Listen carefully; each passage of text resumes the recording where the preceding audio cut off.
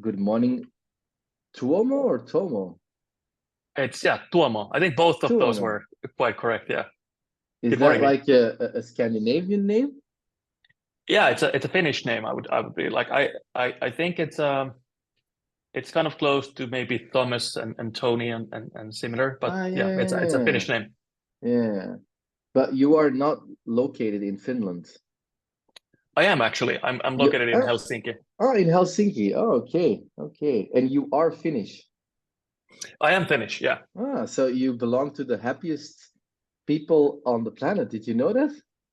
Yeah, I So, I think, but last year it was the Danish. I think it's been the Denmark and ah, Finland has been going one and first and second. But there's this saying, like I think in Finland, that we just settle for less. Yeah, and the other thing I know about Finland is that the a nice little detail is that your language has quite some parallels with Chinese. Did you know that? Oh, well, that I didn't know. Yeah, that's a new Yeah, knowledge. yeah. Apparently, under the surface, there are some similar patterns. It is a very one of the most difficult languages to learn, right? Finnish. Yeah, I think it is one of the hardest, but I'm not sure whether like grammatically, well, grammatically it's hard, but it's also the fact that it's not that spoken. So Hmm.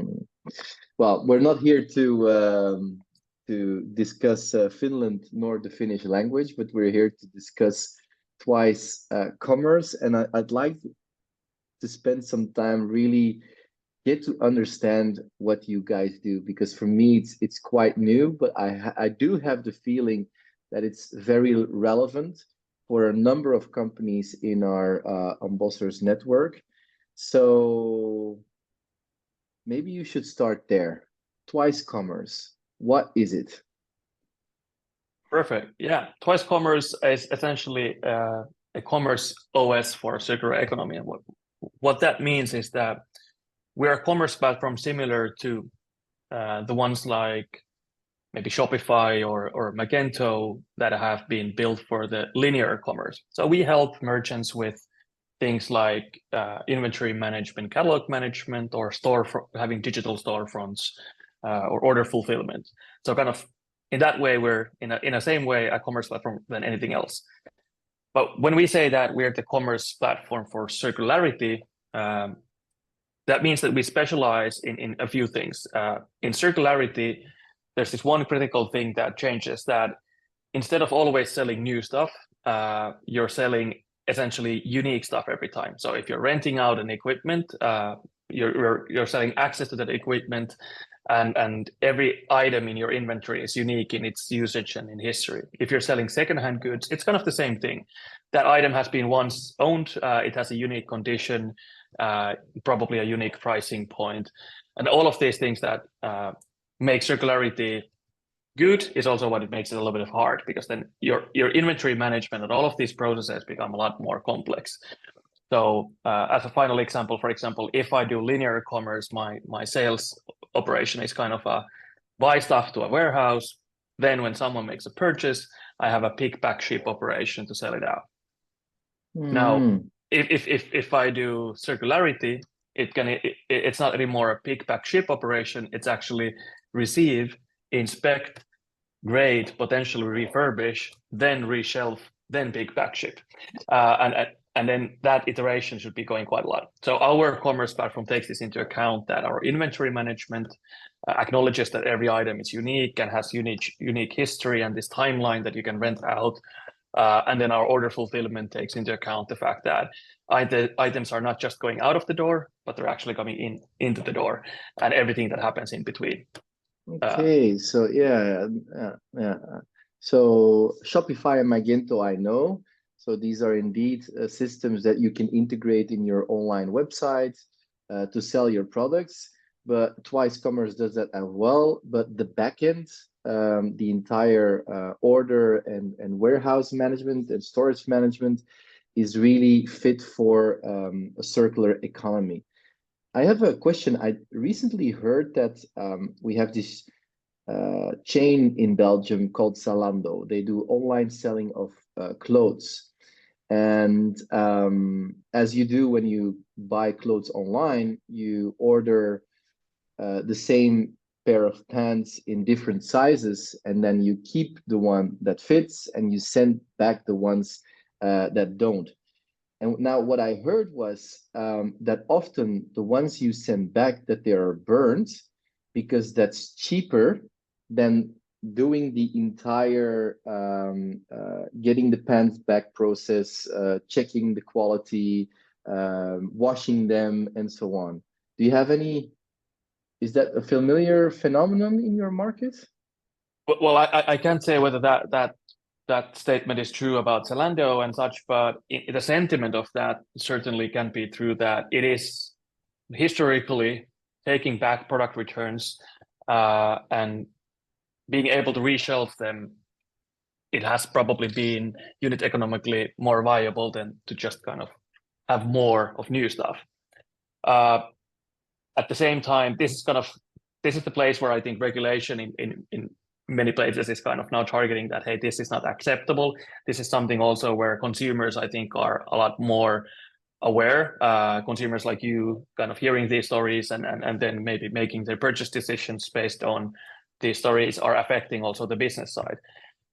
Where we come into play is essentially saying that these businesses, in order for them to start doing this ability to take back goods and then reshelving or refurbishing or any of that, is not only dependent on their wish and will to do so, but it's dependent on having the infrastructure to do that. And on the infrastructure level, kind of, or on a platform level, you could say you have two kinds of platforms. You have the digital platform, and then you have the physical platform. The physical platform meaning that you have the kind of actual capabilities of people taking back these goods and inspecting them, or maybe you've even gone so far that you have some AI supported grading capabilities and all of that in order to can you physically do this movement. Then the digital layer is where we start to play also as a company, is that digital tools exist to remove friction from processes. And here, our job, we feel, is to help companies like Zalando or similar to have the digital infrastructure, the digital platform to handle this kind of inbound logistics and the ability to reshelve goods in a way that they have that resale value as quickly as possible. And it's a complex ecosystem. It's a combination of many things. But so yes, I've to answer your question, we've heard stories like this, but not sure whether this is true with Zalando that they do that. But historically, that has been the thing, that it's been unit economically more viable to just sell more new stuff. Yeah, maybe from my side, not maybe not 100% ethical to name drop Zalando here. It could be any online platform doing this. So my apologies for that.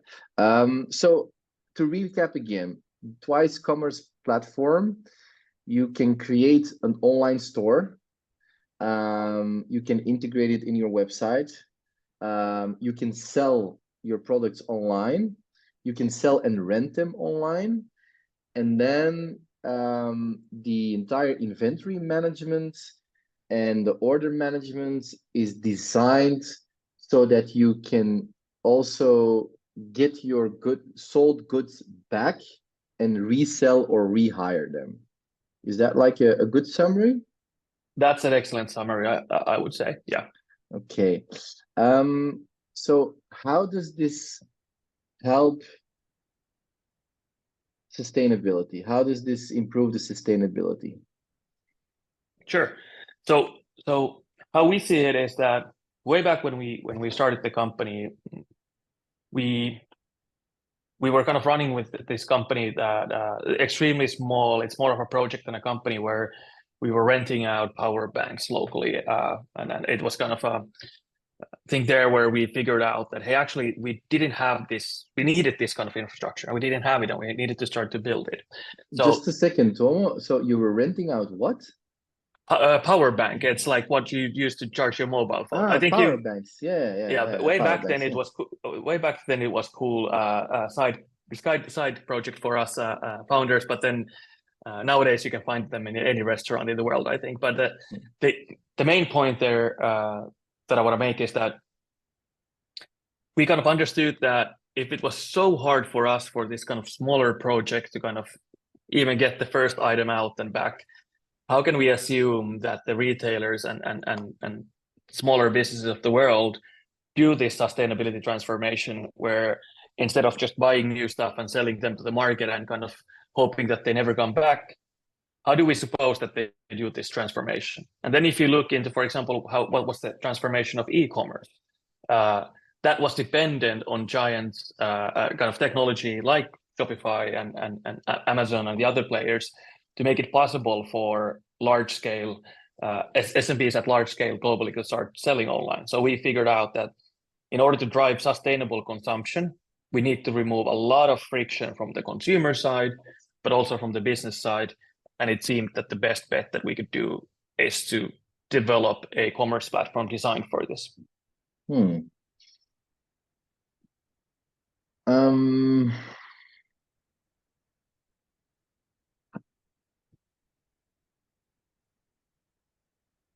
Maybe you should give, to make it really concrete, some examples on how traditional online selling companies, like, for example, Miele or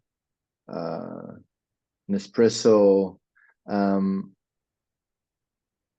how a platform strategy could help them reach their sustainability goals. Sure. So I think there's the words platform strategy that can mean quite a lot of things. But I guess if we think about sustainability goals, we probably have to start split it into pieces and say that, well, likely these retailers or brands, they have some kind of a goal of making sure that they're capable of growing their sales in a way that doesn't come at the cost of the planet. And if I've understood business at all correctly, most of these companies, when they finance their operation, the source of that financing is kind of the gross margins that they do on each one of those sales.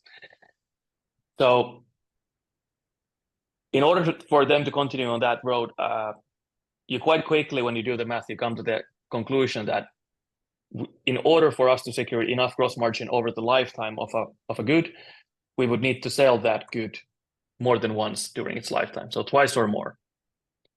And then after that, that's essentially your options start to be, well, let's servitize that good, let's rent it out, or let's resell it. So once this specific user doesn't need it anymore, let's buy it back, take it back, trade it in, and then let's resell it. And if needed, based on the product category, we might do some refurbishing there in between, or let's put it into spare parts and make two products into one. Now, in order for them to pull that off, you have the classic, do we build or do we buy argument? Do we build all of this infrastructure ourselves, or do we buy from outside? Now, when it comes to the physical layer, maybe it makes sense to build it. If you are the manufacturer yourself, if you're Miele, you likely have quite good network and the know-how on actually what to do when you get that specific item back. How can you make it resellable? That knowledge probably exists in your organization, and that's something that you want to probably build as a platform. That how do we, as a manufacturer or retailer, how do we take back goods, and how do we kind of maybe combine parts across products and so on? When we go to the software layer, because nowadays pretty much every process demands some level of software to facilitate it and to automate the process, that's probably where the platform strategy might pay off. So rather than trying to build your own proprietary software, there are a lot of companies, we're one of them, but there are a lot of other companies that are aiming to kind of build bits and pieces of that re-commerce platform that enables you to buy that as a service, rather than trying to kind of do everything in-house in a proprietary way. Because that's a world where things change quite fast. Like OpenAI comes out with GPT-5, and it might mean that quite a lot of things have changed in the world of commerce, and it's probably good to have a little bit of a centralization when it comes to the platform. I hope that makes sense. So platform strategy per se, that's a complex discussion, but I would say that for Miele and others, in order for them to launch these more sustainable consumption offerings, they likely need to figure out what they want to build themselves and what do they want to buy from the market. And betting on a platform rather than a individual software that is kind of isolated can build a lot of benefits, because then, if you go to Shopify and you look at Shopify's app market, or Wix and you look at Wix's app market, there's a lot of contributors that enable that platform to become better every day, rather than just relying on Shopify as one provider. How do you look at the following? So I'm aware that there's this big producer of sportswear here in Belgium and France, who are really looking at making their business model circular. So they really want to go from selling goods one time. They will continue to do so, but minimize it, and then take the clothes back. And then in terms of quality, I think they will have 3 levels depending on the quality of the good that they receive back, and they will rent it out, right? This has a huge impact also on their physical storage locations, probably reducing also the workforce, because if you need less physical storage location for all your new goods coming in that you're selling, if you need less production factories because you're producing less, you'll also need less people working there.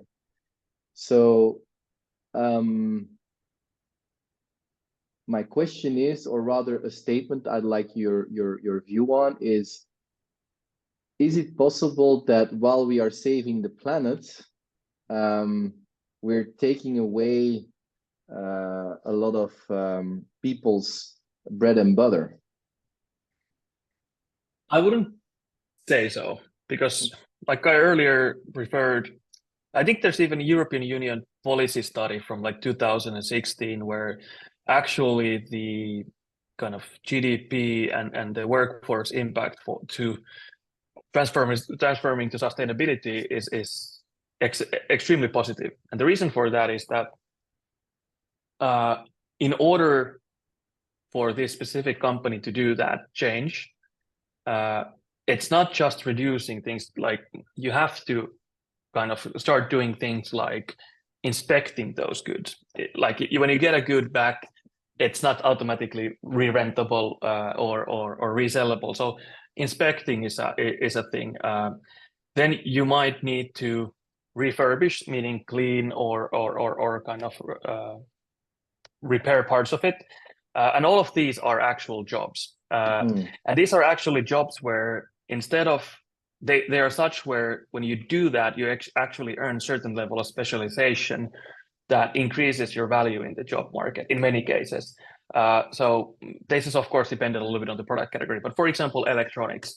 About half a year ago, I was at the World Circular Economy Forum in Brussels, and there's this company, which is, I think, also coming from Netherlands, if I don't remember wrong, and they do refurbishment. They resell and refurbish these like industrial kind of digital devices that are used in large manufacturing, like components from Siemens and similar.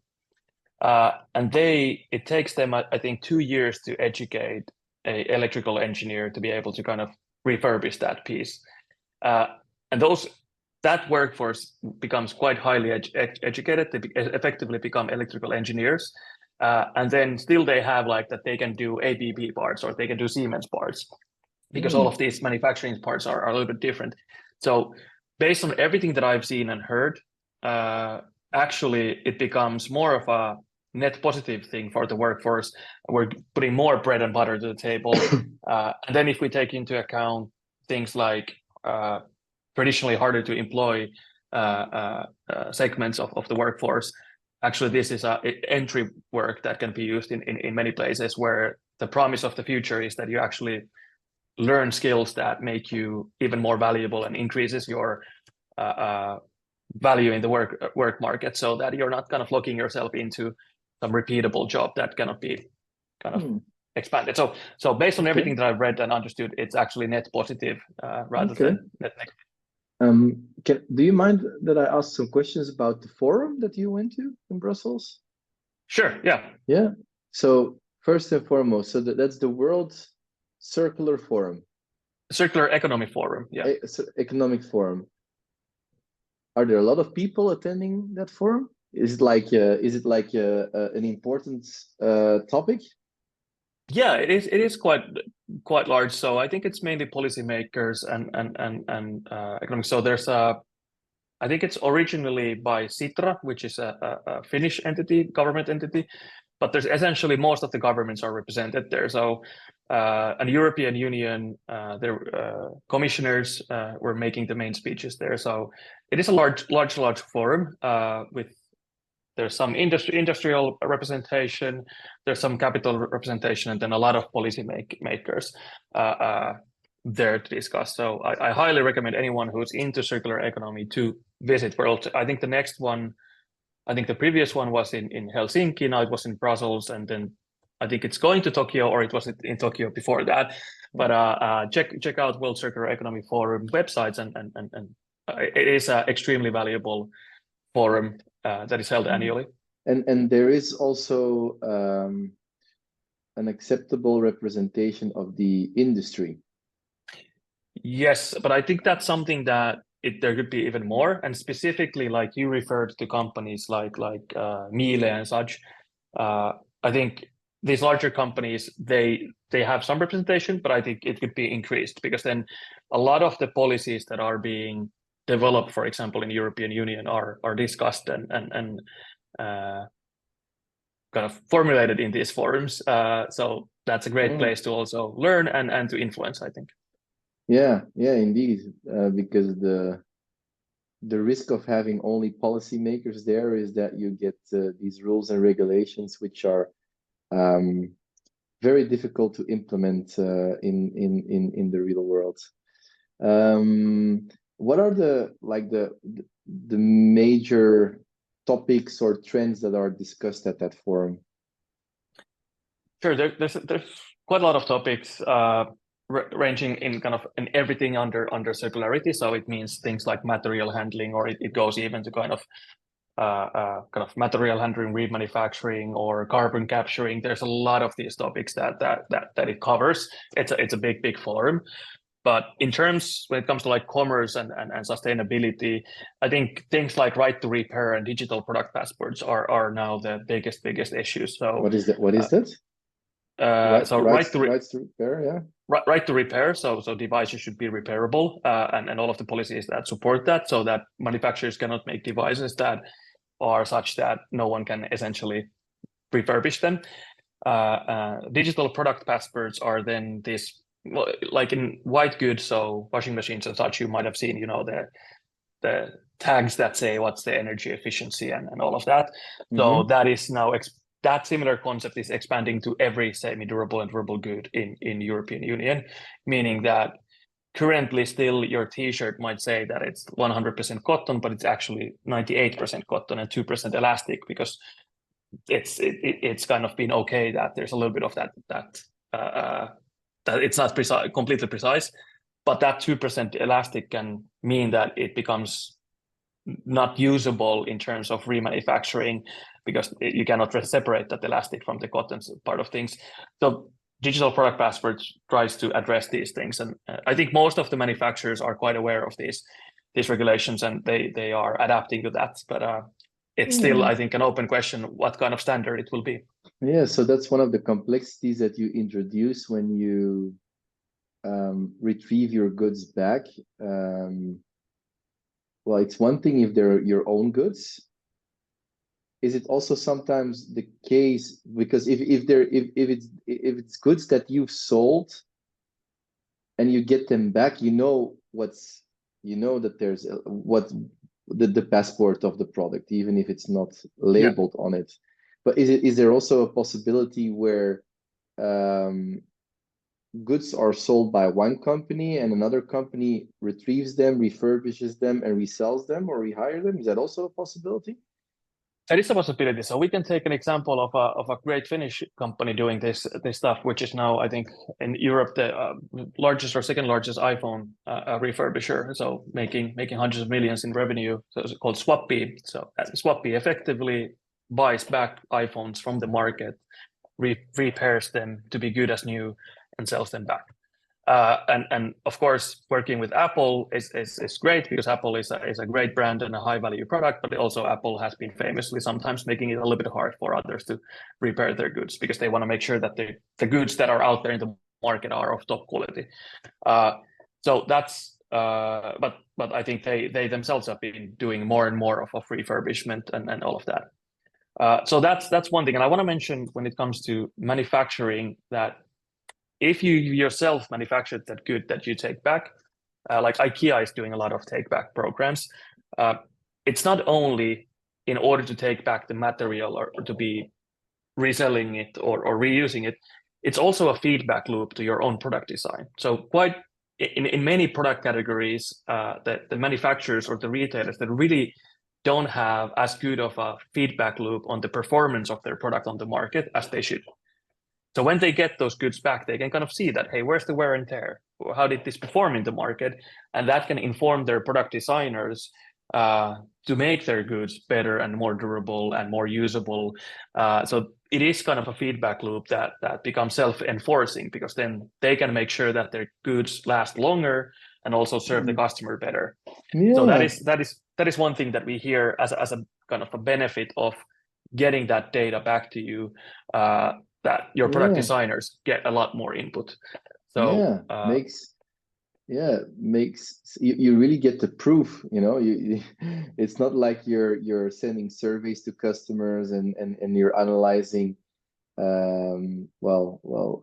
data which is maybe not 100% accurate. You're really getting your products back and you're seeing it where the wear and tear is. Oh, that is interesting benefit that I haven't thought about. What are 1, 2, 3 other very inspiring examples that you've seen in the world applying circular commerce? Yeah, I think I want to mention and hopefully using twice commerce to do it.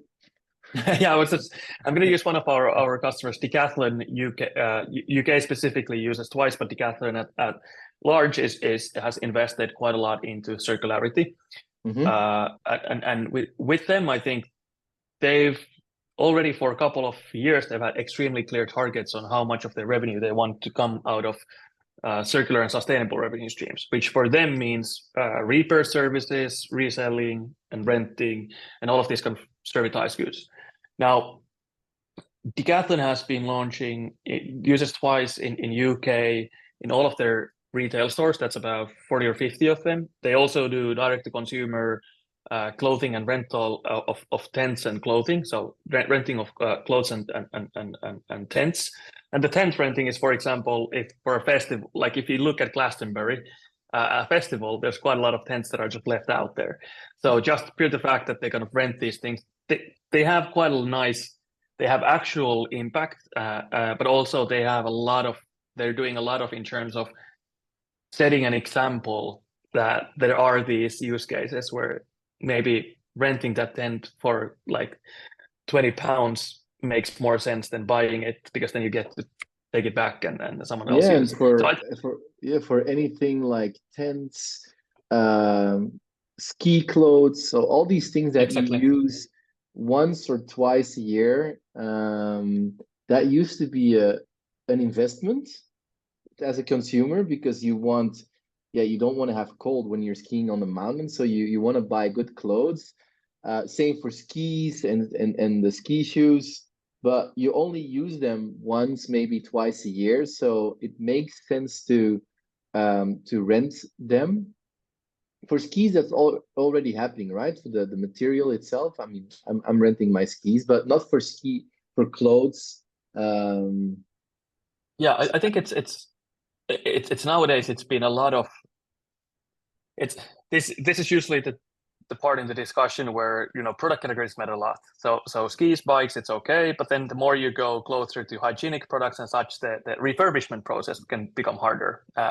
So it is these things. In Glasgow, I want to mention a company called ACS Clothing, one of the largest clothing refurbishment centers that I've seen, kind of a full-blown 3PL clothing refurbishment center. Anyone interested in clothing resales and refurbishment at scale should visit ACS Clothing in Glasgow.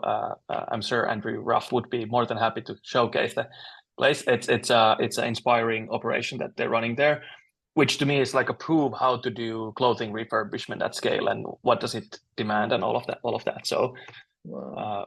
So is it for you still a question whether we will evolve into a circular economy, or is it more the speed which is to be debated? I think it's the speed. So I use like we will go to circular economy, and the drivers are strong because the drivers are not purely value-based drivers. They're hard economic drivers. So just if you kind of to me the math is such that the cost of material is increasing. We're also tending to move somewhat manufacturing closer to home, at least in some product categories, which also increases the cost of labor in many cases. But at the same time, when looking at the trends, it doesn't necessarily look like the consumer purchasing power is going up. So that means that we are seeing squeezing gross margins across different profiles of products. And this squeezing gross margin is what companies use to kind of pay their bills. So it means that there's this huge pressure to sell goods more than once, so twice or more, in order to keep growing in a profitable way. And so then it's a question. Then it's a question of speed.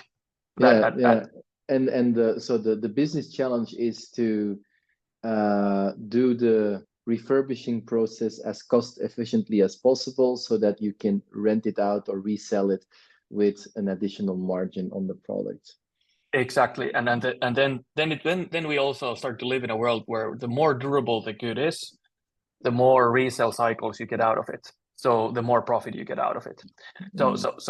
So then, to me, the ones that are kind of players that seem to be in a place where they're in a winning position to the future if they kind of act upon it, are actually these retailers or manufacturers that are a little bit more vertically integrated, so they can reap the benefits of getting the product data.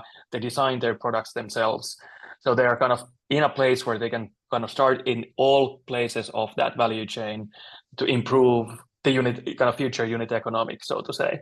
And then I think at the end there's still this kind of let's say it's not last mile, but kind of the commerce infrastructure of shipping and payments and the digital layer that is being worked on. And then at the same time, we're seeing a lot of companies working on the material remanufacturing layer. So to me, it's a question of speed. It's really like something the linear ecosystem took maybe, I don't know, from 2000 to maybe 2010 was like we developed a lot of e-commerce related infrastructure in the world. I think it's a similar effort that we're now going through. Gladly, we can use parts of that.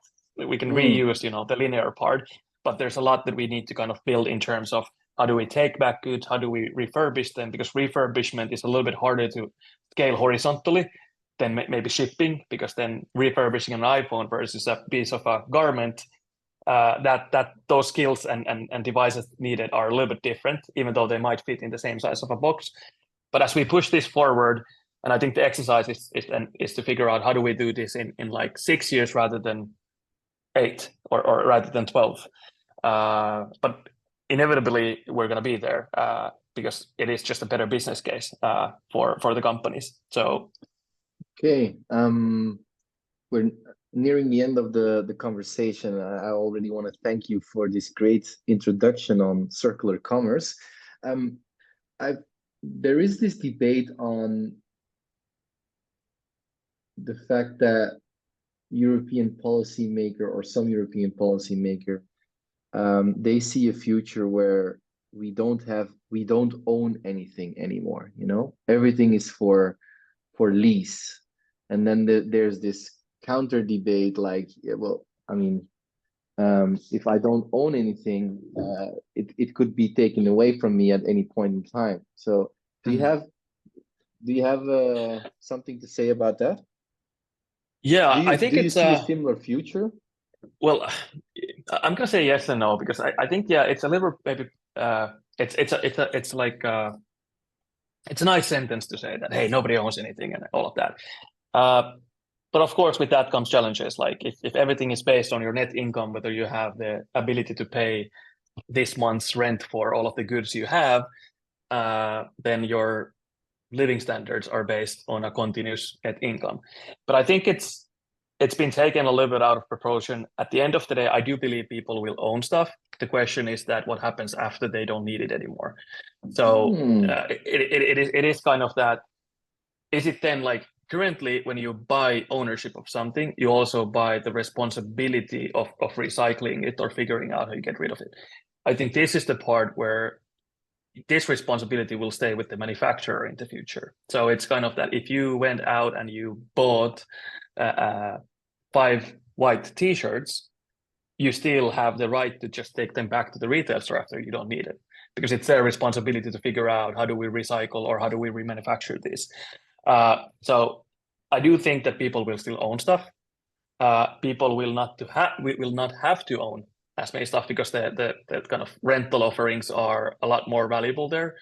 And there are specific product categories where this can have a huge difference in someone's lives. I think it's because you've mentioned meal a couple of times. The fact if you're able to, like, whether you have washing machines and dishwashers at your home can be quite significant for someone because how if you're running a family of 3 children, that's a quite significant time saving that you can have in your life. So if that is more accessible to more wide range of people, that can have real economical benefits at scale, in my opinion.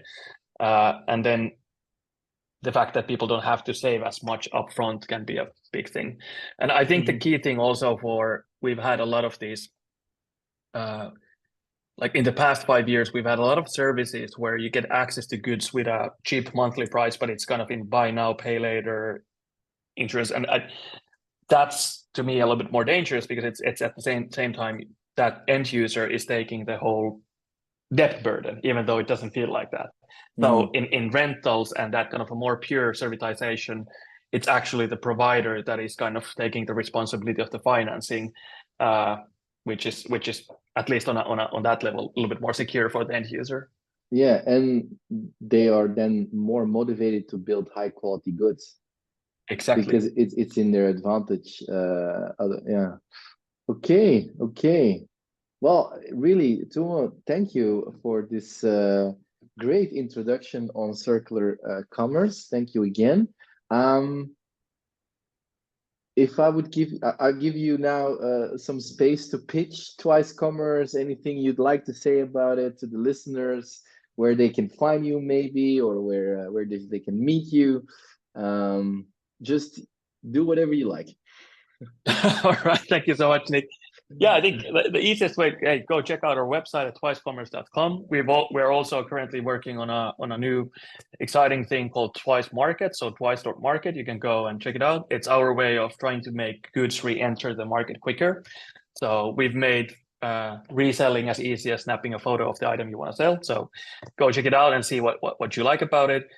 Then if you want to be in touch or learn more, we're quite active in LinkedIn, especially I think your audience, if it's the Miles and of that world, we're super active in LinkedIn, and we work with large retailers all the way from like small businesses can self-service themselves on our company, but we also have relationship with one of the largest brands and retailers in the world. So always happy to help anyone launch a circular offering, whether it's in one store or 200 stores. We have pretty much the proven success in all of those.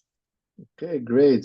One final question. What's the target of Twice Commerce for 2024 or 2025? What's the one thing you really want to achieve with the platform? I think the one thing that we really want to achieve, it's been our main focus really now has been, of course, we're kind of expanding all of our capabilities in the platform with customers. But one thing that we really kind of focus on is to understand that the supply of circular economy is at the goods that people have at their homes right now. It's kind of for corporate e-commerce, it's things like product returns, but at scale, the supply of circularity is the goods that people have in their households. And if we take, for example, US, an average US household has kind of 40% of their goods are inactive or not used. There's $600 billion worth of goods sitting in inactive value in US households. So a lot of the things that we're now working on and developing is focused on increasing the speed and ability for those goods to re-enter the market, whether it's in form of consumer to consumer or whether it's to be discoverable by these brands that they can kind of trade in or buy back these goods, because they are either a resellable good or they are valuable spare parts and kind of material that should re-enter the market rather than sitting on a warehouse somewhere. So that's something that we're super excited about, and we want to see that. Of course, we want to see ourselves succeed on that. But I think working on that technology layer and productization of that is something that I see to be quite valuable for the future of the company. Okay, man. I wish you best of luck. You have gained a supporter here in Belgium. Excellent. And I will do my best to share this conversation with as many people as I can. And yeah, enjoy the rest of your summer and let's keep in touch. Likewise. Thank you for having me.